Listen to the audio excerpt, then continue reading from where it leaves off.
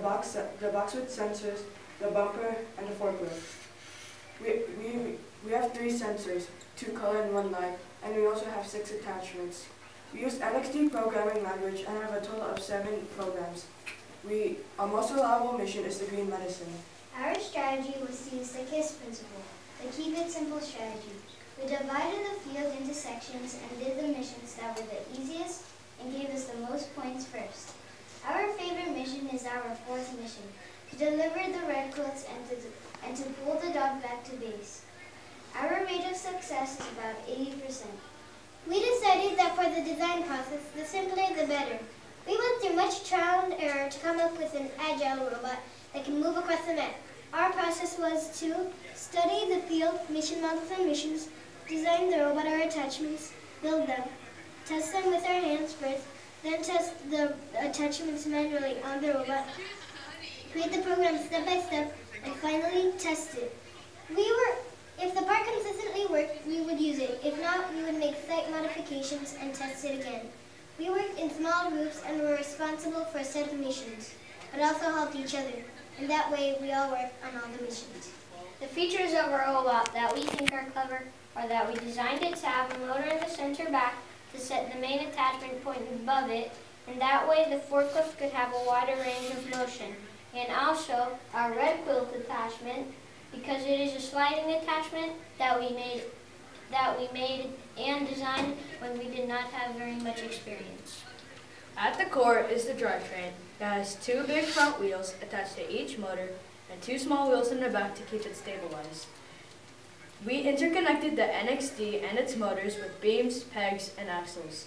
The robot's movements is controlled by motor degrees. The robot's attachments is connected with pegs. And the main mechanism is the forklift that pushes, lifts, and catches. To ensure consistent results, each program was tested at least 5 times, even after a slight change was made. We used geometry to calculate the motor degrees. We used sensors to follow the lines and to recognize colors. We customized mind blocks. To document our programs, we first started out with mission order, then mission description, and initials of the team members that created it. The programs were saved in a flash drive in a folder. Our robot's name is BB-Bot. Why? Because it's named after a team made by enclosures. The most challenging mission was the transitions because it was hard for the robot to balance. Our funny story is that our robot is a moody robot. It's because he would do a step very well and then refuse to do it. Now we will run our 1st and 3rd mission. Okay.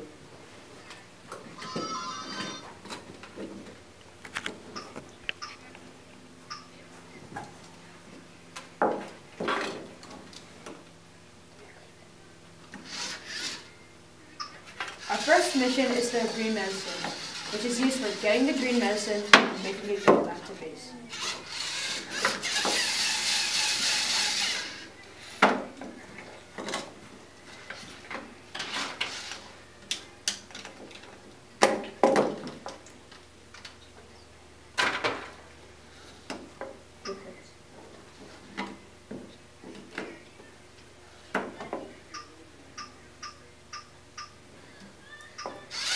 Our 3rd mission is to deliver the blue quilts, raise the red flag, push the dog,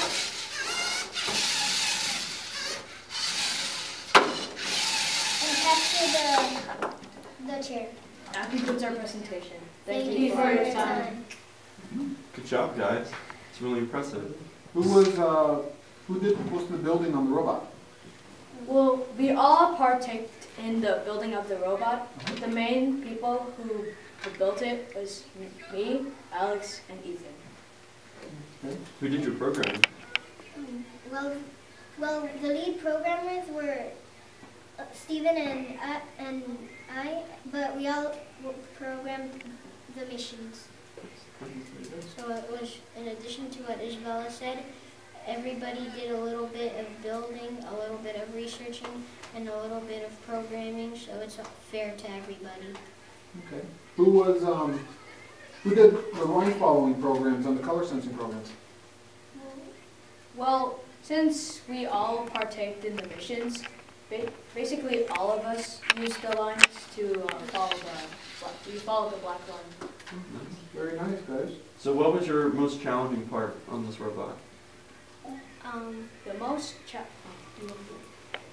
most challenging part of our robot was that it was really, really moody, because then it would be doing a mission really, really well, and then once we wanted to like show somebody or do it again, it would just run bad, like it would be bad. Now, was this your first design of the robot? You guys said you changed it up a little bit?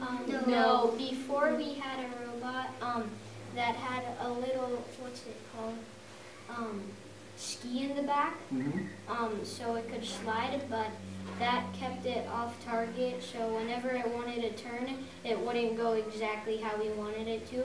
So we took that apart, and we built this one, but before we had two robots, another one exactly like this, so